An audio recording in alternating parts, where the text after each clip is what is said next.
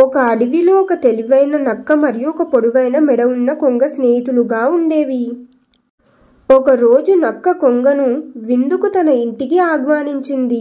నక్క చదునుగా ఉండే పళ్ళెంలో సూప్ వడ్డించింది.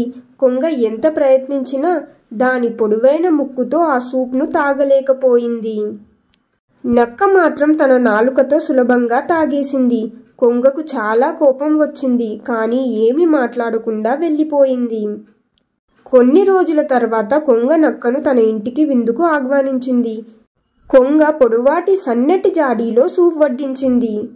నక్క తన నాలుకతో ఆ జాడీలో ఉన్న సూప్ను తాగలేకపోయింది.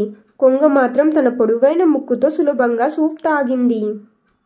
నక్కకు అప్పుడు అర్థమయ్యింది తాను కొంగకు చేసిన పని తప్పని. సిగ్గుపడి అక్కడి నుండి వెళ్ళిపోయింది.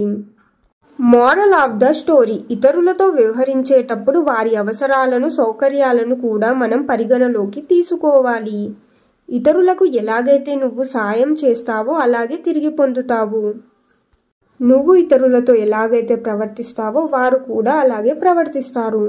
అంటే మంచి చేస్తే మంచిని పొందుతాం, చెడు చేస్తే చెడుని పొందుతాం.